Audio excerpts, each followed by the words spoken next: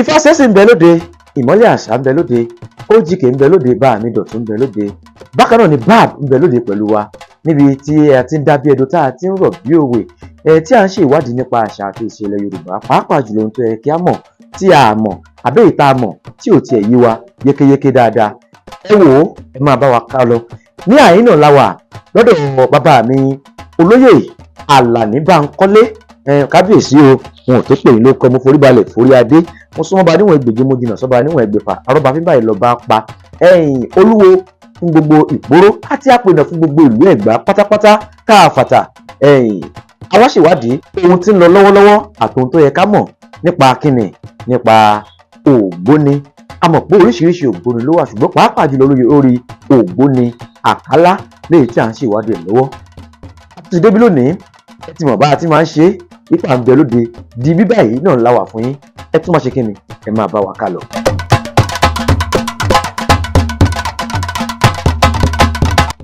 Orúkọ mi ni Alhaji olóyè Suara Ọláìwọlá Alani Bankole, olúwo Èkó and apènà gbogbo Ẹ̀gbá.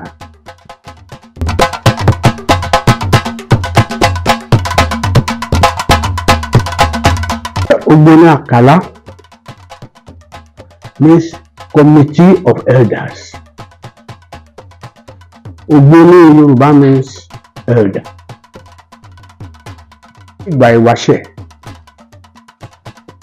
tó di pé àwọn òyìnbó débí, tó di pé àwọn olóṣèlú dé, àgbàlagbà ló máa ń pàṣẹ.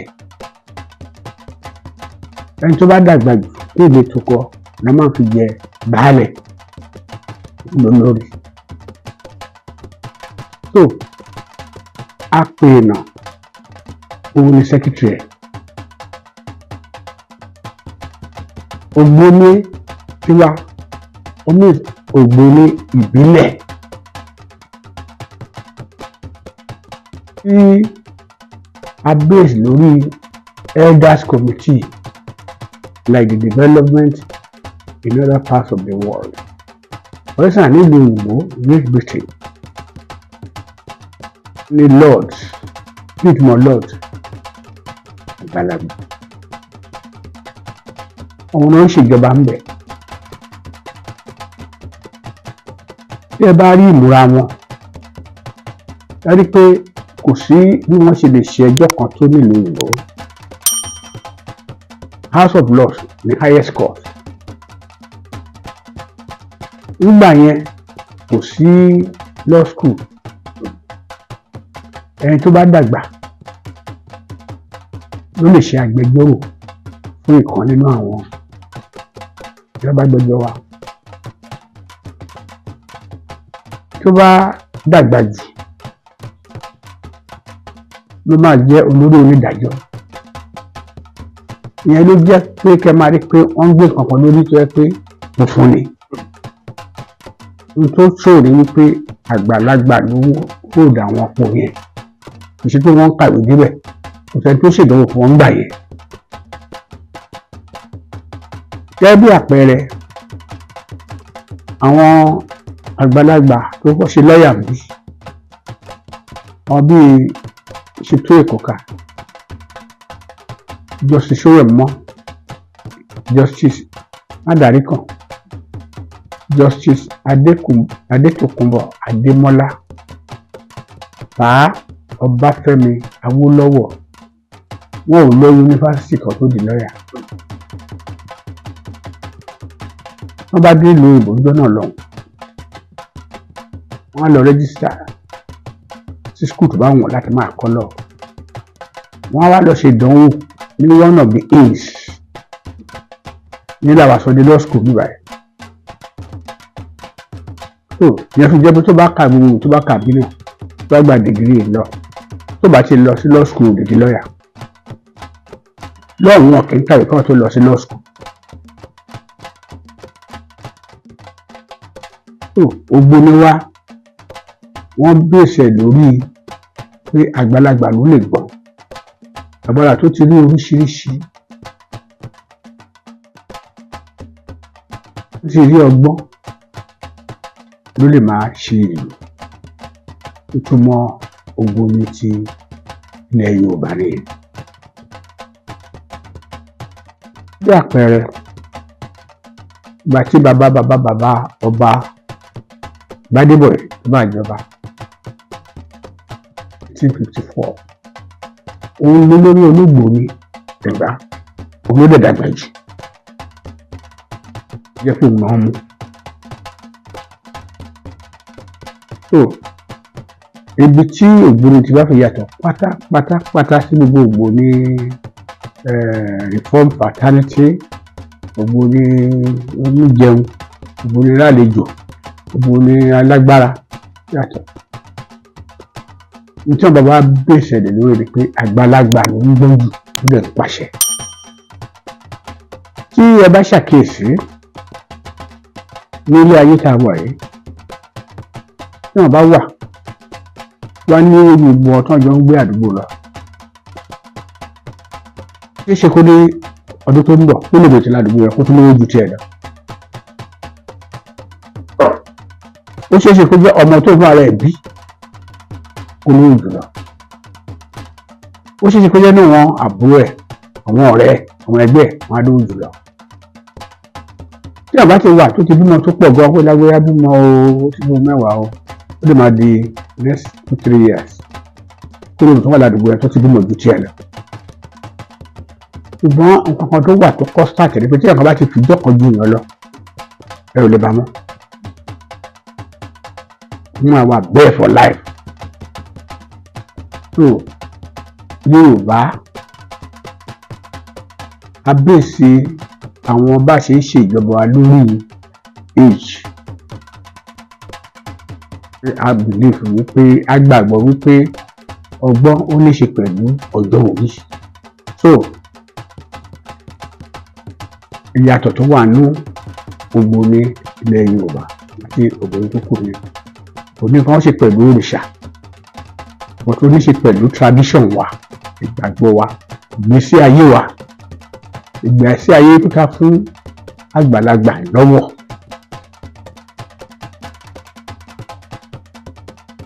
Ìyàtọ̀ tó wà lórí.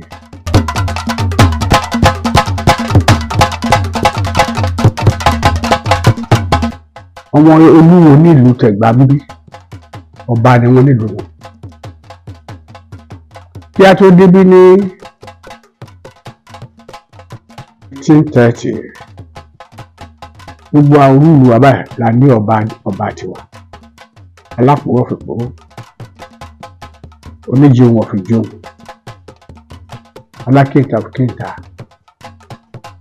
alákìsì of kìsì.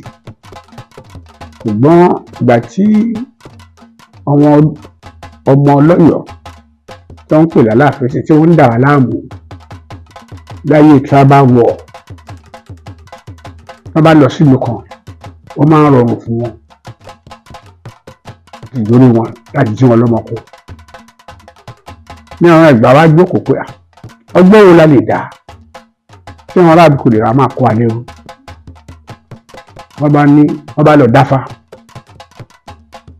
pé kàn lọ síbì kan, tó bá débẹ̀ wọ́n á rí òkúta kan bẹ̀ tó bí tó bá wo Abẹ́òkúta wọ́n á rí àwọn yàrá ń bẹ̀.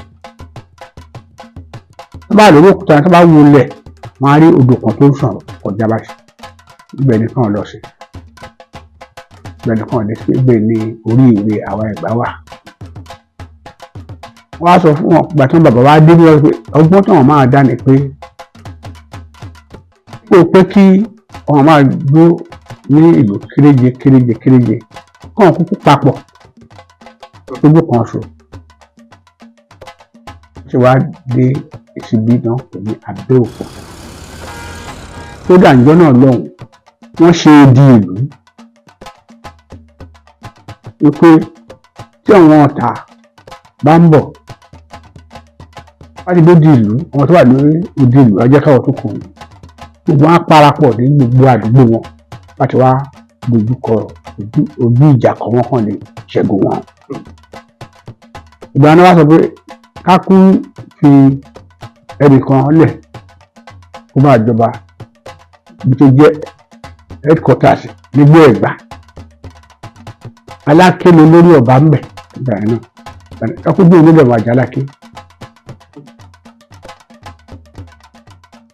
Ara tó kù a máa support ẹ̀. Nígbà ní kí ọgbọ́n la máa dá sí i, ká fi wọ́n ṣe olúwo, wọ́n jẹ́ aṣojú ọba, wọ́n máa ṣe ìjọba ìlú wọn mọ́ ṣe ń ṣe tẹ́lẹ̀tẹ́lẹ̀. Wọ́n máa jíṣẹ́ fún Àlàkí, wọ́n lè jọ máa ṣe ìjọba àti Àké. Ìyẹn ló jẹ́ kán máa sọ̀rọ̀ gbọ́nà lọ́rùn pé ẹjọ́ kú sáké. Ẹjọ́ tó bá dá ládùúgbò kankan, ẹni tí ò bá tẹ́ lọ́rùn á wà pè sáké. So ọba, iṣẹ́ ọba ní àwọn olórí ṣe ní ìlú wọn lólórí ìlú wọn náà sì fi èèyàn jẹ oyè, ṣùgbọ́n oyè tí wọn àdúgbò wọn ló mọ̀. Iye ló jẹ́ ìjọ náà lọ́hùn tó fi jẹ́ pé ilé ẹjọ́ tó wà ní Àké tálákè ṣalága ẹ̀, àwọn olú ìlú kọ̀ọ̀kan ní mẹ́mbà. Àwọn èèyàn ló sì wà ní bẹ̀dẹ̀ ní tó ń pè ní àwọn adájọ́ ìdí èrè. Ó wà palace títí dèní, àdúgbò kọ̀ọ̀kan ni wọ́n ti wá, wọ́n wá sójú ìlú wọn. Pẹ̀pẹ̀ ẹjọ́ tí wọ́n bá lè parí nílùú wọn, ọ̀dọ̀ náà àgbẹ̀ lọ, àwọn máa dà kó tó di pé àwọn ìbò dé, àwọn olóṣèlú dé. Títí dèní ẹjọ́ tó bá dá ní ìdí èrè tó jẹ́ ilé Aláké láàfin, ẹni tí ò bá tẹ́ lọ́rùn tó máa appeal sí customary court. Nígbà wáṣẹ̀ Aláké ní chairman customary court. Torí ìgbà yẹn a ò sí lọ́ndà òyìnbó, a ò sí lọ́ndà politician. Ẹ̀gbá United Government ó exist láti 1898 lábẹ́ advice Lagos governor tó gbóyìnbó. torí pé àwa ò sí London òyìnbó ń gba ẹ̀ mọ́tò Lagos colony ti wà táwọn òyìnbó ń control. àwọn òyìnbó ibẹ̀ ni wọ́n dé sí ìgbà tí wọ́n dé tó kù síbẹ̀. àwọn Portuguese táwọn Brazilians ni wọ́n kọ́ dé síbẹ̀. ìran Mango Park Vasco da Gama ọbí explorers wà látàwọn ìlú rẹ̀. gbàtí British ń bọ̀ wọn ò lè gbábẹ̀. Badagry náà gbà Badagry náà gbà tó fi bá débi. Abẹ́òkúta náà kọ́kọ́ wà wọ́n dé Nàìjíríà missionaries. The 3 missionaries tó kọ́kọ́ wá sí Nàìjíríà Abẹ́òkúta náà dé 1843 ni wọ́n dẹ̀ dé Abẹ́òkúta. wọ́n ti gbọ́n pa Ṣódẹkẹ́ ńgbà yìí. Ṣódẹkẹ́ ni balógun Ìkòró ó dẹ̀ ní balógun ìlú Ẹ̀gbá ọ̀rọ̀ kò ní balógun Ẹ̀gbá bọ̀ tó ní ruler. The ruler and commander-in-chief of the armed forces of Egbaland. ọ̀dọ̀ ẹ̀ náà dé sí ní 1843. àwọn CMS Church Missionary Society ló kọ́kọ́ wá under the leadership of Henry Townsend. àwọn Methodist náà tẹ̀lé tó kan náà. Bishop Freeman ló lead àwọn yẹn. wọn kọta tó tẹ̀lé wọn ní àwọn Baptist. Retired Colonel Bowen ló lead àwọn yẹn. and àwọn mẹ́ta yẹn ni wọ́n pè ní Protestants. mo rántí orúkọ yẹn ó tó gbà yẹn ṣọ́ọ̀ṣì kan tó lọ́wọ́ wọ́n pè ní this church which was the Catholic Church. ọ̀gá bí ìgbésí ayé Jésù ò ní ìyàwó. lórí Jésù gbàgbọ́ wípé iṣẹ́ fámìlì láti ṣe àti iṣẹ́ ìjọ méjèèjì tòbí tó yẹ pé èèyàn lè mú méjèèjì papọ̀. wọ́n á fi ara ẹ̀sìn pé òun á fi ti iṣẹ́ fámìlì lẹ̀. bẹ́ẹ̀ tó wù á mọ̀ pé ó mọ̀rẹ́ púpọ̀. wọ́n mọ̀ rí Magdalene wọ́n rí akéré kan àwọn màtá. wọ́n náà súnmọ́ gan ló fẹ́ràn jù. kò fẹ́ ìyàwó tó lè kó gbàgbé tó ń bá wà. tó bá gbéṣẹ́ ìyàwó ọmọ dání ó lè tọ́jú wọn tó ọ̀ kó má lè tọ́jú àwọn ọmọ ọ̀jọ́. tí a bá rántí pé ìgbà tí Jésù bẹ̀rẹ̀ ló kọ́kọ́ meet Peter àwọn mẹ́ta ó ní èmi ò sọ ilé àpẹja èèyàn tó sẹ́ni kẹ́ máa lọ pa ẹja wọn àṣọ ẹni kẹ́ máa lọ wú àwọn èèyàn wá àti bá wọn ṣiṣẹ́ Ọlọ́run. iṣẹ́ Ọlọ́run ni Jésù tẹ̀lé ní kò tó fẹ́ yàwó. ṣùgbọ́n nígbà tó di British Empire tí wọ́n ti bẹ̀rẹ̀ sí gbogbo tí ó kàn náà fẹ́ strong jù. tó ẹ̀ pé òfin ni pé ọba àlù máa jẹ́ olórí ṣọ́ọ̀ṣì. then king olórí rẹ̀ ṣe kó máa fẹ́ yàwó. kàn kó lè wá lòdì tó ṣe olórí ìjọ kó máa ṣe olórí ìjọba.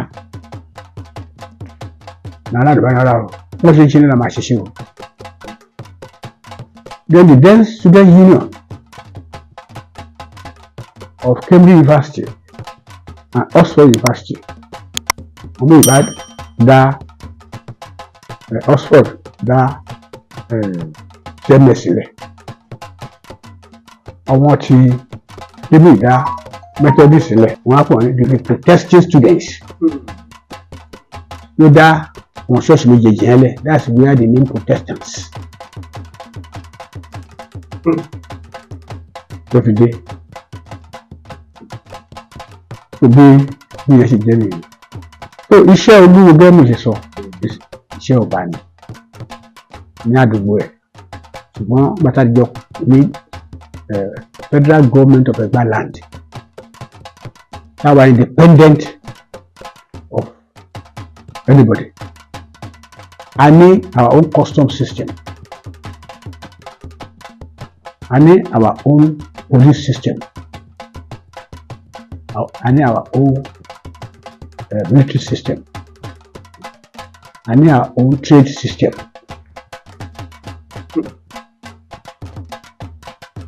Nígbà tó yẹ fọ́ àwọn olúwo náà máa ṣe ọ̀gá láti tó ìlú wọn ṣe láti dájọ́. The first Akpènà was 1898, but one formed the first united government of Egba land, independent Egba land. So the first person was Akpènà Aporo, who was the most tó yẹ pé olóyè tó ga jù nínú Òpòrò jọ́nà lọ. Bàtà ṣèjọba yẹn tán set up gbà yẹn Alani jẹ́ president. Ọba Àpáwó Àgùrà Ọ̀ṣìlẹ̀ gbogbo wọn become minister under that presidency. Then the head of the Muslims, the head of the Christians, and the head of the Hausas, there were very many here, were part of the cabinet. The then Alake Ọba Òṣìkàlù Akókè, òun kọ́ ló wà láti Ẹ̀gbá Aláké, òun jẹ́ the president. Tani máa gbẹnusọ fún Ẹ̀gbá Aláké ní cabinet tó fọ́ọ̀mù. Governor McCollum of Lagos Colony ló supervise Africa àti Nigeria fún the then King of England. Anika Alake ìgbà kó nominate another person láti Ẹ̀gbá Aláké section. Ló wá nominate the most senior chief lẹ́gbàá as far as he was concerned, ló sọ di Akpènà Aporo. Ló wá jẹ́ di Akpènà and secretary to that government in 1898.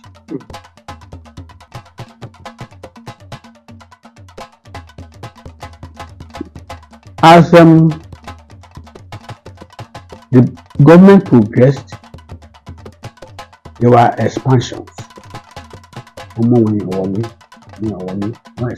expanded to dey accommodate different interests.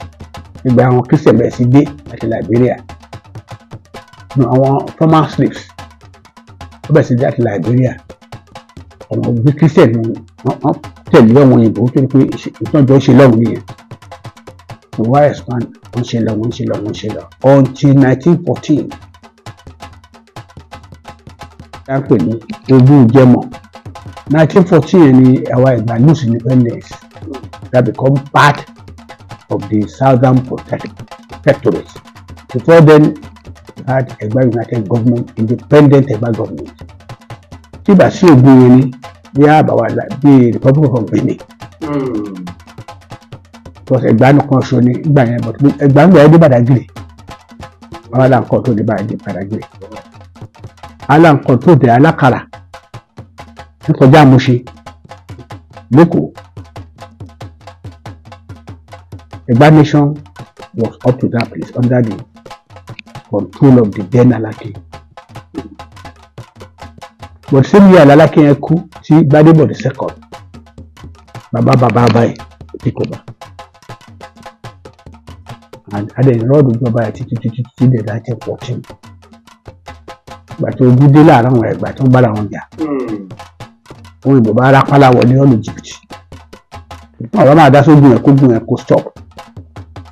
Àbútí the then Alake Gbádébọ̀ the first, Òkèlè the second, wálé àgbà pé òun á máa forí sábẹ́ ọba ìlú yìí. So that's bí a ṣe lose the sovereignty àti the presidency wa ni. So iṣẹ́ Akpènà ni secretary to the government, and up to today Akpènà don coordinate gbogbo activities in palace under strict supervision or directive of the Alake, because as far as we are concerned, the Alake remains our own president. And that's why they call them paramount ruler. The other Obas are rulers, but they are not paramount. It's the permanent chairman of the Egba Council of Obas. The daughter, Olota wa ni won. Gbogbo ọba tí ó wà lẹ́gbàá ẹ̀ lọ́lájà gbogbo wọn. So he remains the president of the Obas in council, except that wọ́n ò ní agbára tí wọ́n ní ìgbà yẹn mọ́ nítorí the politicians have come to bastardize the whole system, corrupted the whole system. Nínú ẹ̀ pẹ̀lú tó jẹ́ ká ní mo wàhálà tání. Àwọn míì tó jọba àtẹ̀mọ̀ tí wọ́n ti bọ̀. Wọn ò ní fẹ́ dígbì, wọn ò ní ṣẹ́, tó máa lé wọn bí ìlú tó bá sáré bí owó tó bá kó bọ̀ wọ́n á lọ bá ará àdúgbò wọn fún ọ̀fẹ́ jọba. Òtún sísẹ̀ bẹ́ẹ̀ ni pé káàdùgbò kan bá ti mú èèyàn kan afẹ́ tó fẹ́ jọba ládùúgbò tí wọ́n ní, Aláké fọwọ́ sí ni, Aláké ò lè yan fún wọn. Bẹ́ẹ̀ pẹ̀lú tí a fẹ́ máa wò dáadáa sí ìṣẹ̀lẹ̀ à ń gbọ́ pé wọ́n tí ọba mọ́lé, ìṣẹ̀lẹ̀ à ń gbọ́ pé ọba talẹ̀ onílẹ̀, kò sí tó ń gbé bẹ́ẹ̀ gbà wáṣẹ.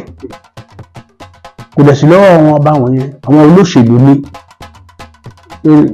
púpọ̀ ní àwọn ọba yẹn olóṣèlú, àwọn gọ́vùnà ló máa mú wá fẹ́ àwọn kan bá fẹ́ jọba sí ìbáyìí. Wọ́n bá òdẹ̀ fẹ́ hàn ọ̀pọ̀lọpọ̀ wọn ò láyà pé kàn confront gọ́vùnà, wọ́n bèrè kó lè lọ yọ àwọn. Nígbà ayé Awólọ́wọ̀ wọn ò yọ wọn ọba gbà wọn ni wọ́n sọ sálárẹ̀ di ọbọ̀ kan sílẹ̀ kan. Ìgbà tí ìbá rówó ná ṣé wọ́n ti yọ, wọ́n mọ̀ pé wọn ò lágbára láti yọ, òtún máa dé owó ẹ̀kú. So wọ́n bá wá sí wọn ò ní fẹ́ kí ọmọ kékeré kan tó ń jẹ́ politician wọn wá yájú sí wọn. As much as àwọn politicians try láti change nǹkan to the people them, àwọn kankan wà tí wọn ò rágbára láti change. Pàápàá nípa ọba bíi Aláké, Àwùjalẹ̀, Ọọ̀ni of Ifẹ̀, Aláàfin Ọ̀yọ́ àti ọba Benin, tí ọba márùn-ún tí àwọn ìbò tó ń recognize nìyẹn nígbà tí wọ́n ṣe amalgamation of Southern and Northern Protectorate di Nigeria ní 1914. Western region was part of the Protectorate, and Western region, Eastern region, and Northern region. And the whole of Western region, Obama not recognized it by and they gave them the title of Knight of Britain.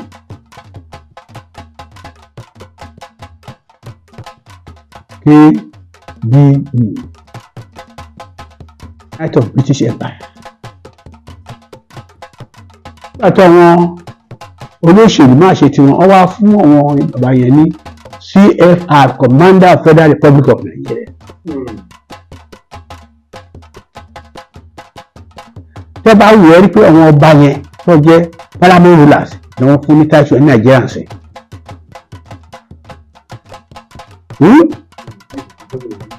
Ọwọ́ nìkan ló ń jẹ́ CFR, which is number 4. GCFR, the president. GCON, the vice president. GCON, the Senate president. CFR, the speaker. So in the order of seniority in the federal protocol today, those class of Obas, from the KBE, Knights of British Empire, they are now Commander of Federal Republic of Nigeria, CFR.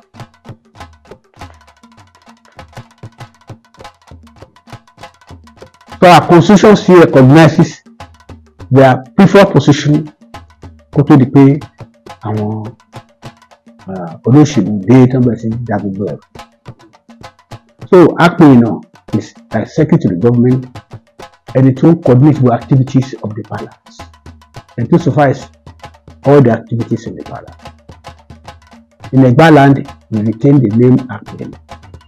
In Ijebu, they call him Olisa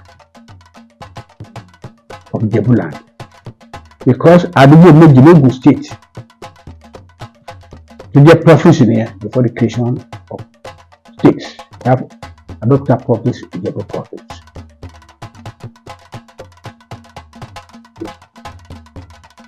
In Abeokuta province, we have Egba division and Egba division. In Ijebu province, we have Ijebu division, Remo division. But there were only one province, and the paramount ruler was the Alaki of Egba land for both Egba and Egbado, and Awujale for both Ijebu and Remo. In fact, before the creation of Ijebu province, Ijebu and Remo were under Abeokuta province. The second province created, which is now Ogun State, was Ijebu province. Later on, Remo province after the Ijebu province. Remo division, because Awolowo comes from Remo, he wanted something different from it. The soldiers who are becoming governor and blah blah blah during the military era created a Egbado division. There was something like a Egbado division until about probably 30-40 years ago.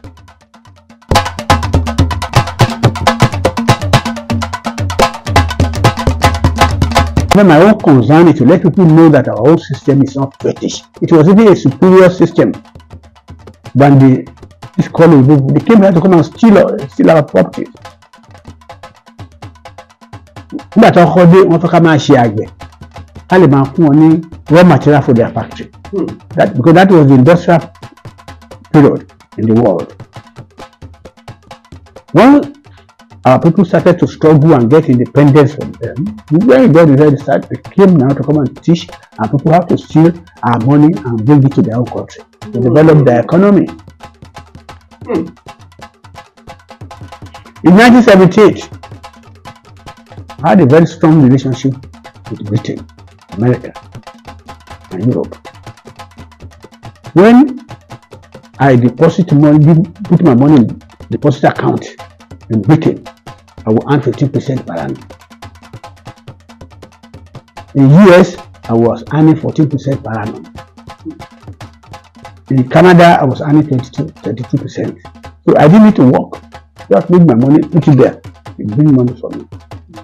Today, if you don't live in those places, you put their money there, is 0%. They don't give you money. Because their economy is saturated with their own money. Which they have made with our own money, most of them who are enough to share. So we have to give a level of GPT. So our system was superior, and it's still superior. Otherwise, how is China so diffuse that they speak the language? China was the colony of Britain. Yes. Oh, she did language. They are the most developed country in the world now. Their mathematics, their engineering, everything is done in their own language. It makes it easier for their children to understand. Huh? So we have a better system. We had a better system. And that's why we are trying, people like me, and I want you to support us. So let the people know that our culture, our tradition is superior. It's more educative. Nowadays, àwọn ìbò wa ń síbi wa kọ́ Yorùbá ń sìn. But wọ́n discover pé Ifá definitely is superior to the other religion. Ifá ò dẹ̀ gbé èdè ní yàtọ̀ sí Yorùbá. Ó ò lè kífá ní English. That's why they now come here. So Ọlọ́run náà bàbá ń pè lọ́rùn mẹ́la, òun pẹ̀lú Ifá. Wọ́n jẹ́ pàdé nífẹ̀ẹ́.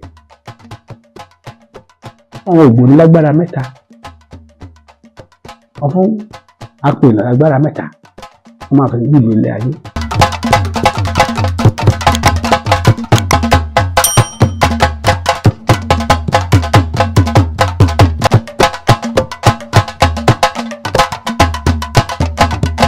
Olódùmarè ó ṣe adẹ́dàá ṣẹ̀dá paríparí ní ọlá pẹ̀rẹ̀gẹ́ ní ọ̀gá ògo ọba mi àlàfo gbò kanlẹ̀ àrò gidigba tí kọ́mi nífọ̀ ojú àlà Olódùmarè ọba mi náà ni àbẹ́ẹ̀rí bí gbogbo ohun tá a wá fún tá a béèrè fún tá a fẹ́ mọ̀ nípa ẹ̀ ẹ ó bá mi àgbàlagbà olóyè Alani Bankole ẹ̀yìn wọ́n sì dá wa lóhùn gbogbo rẹ̀ dáradára tí ò sì sí wàhálà kankan nínú ẹ̀ tẹ́ ẹ bá ní ìbéèrè àbí tẹ́ ẹ fẹ́ mọ̀ sí nípa èyí tá a ṣèwádìí nípa ẹ̀ lónìí tí ń ṣe ògbóni àkálá ẹ kàn sórí ayélujára wa kí ẹ lọ wo èyí tó pọ̀ nínú rẹ̀ kí ẹ tún wò ó síwájú sí i kó lè bá ṣe kíni kó lè bá yé yín yékéyéké ohun tá à ń ṣèwádìí nípa yìí kò fa ohun burúkú kò mú ìbànújẹ́ wá dáadáa ló mú wá fún àwọn ọmọ Yorùbá àtàtà nílẹ̀ Yorùbá nílẹ̀ kóòtù òjire kò ní bàjẹ́ fún wa láṣẹ Èdùmàrè agara ò ní dá wa torí agara kì í dá Olódùmarè ẹ má gbàgbé pé mo máa ń sọ fún yín pé Ifásẹ́sì ń bẹ lóde ìmọ́lẹ̀ àṣà ń bẹ lóde OGBO ń bẹ lóde bá mi dọ̀tún ń bẹ lóde bá mi pap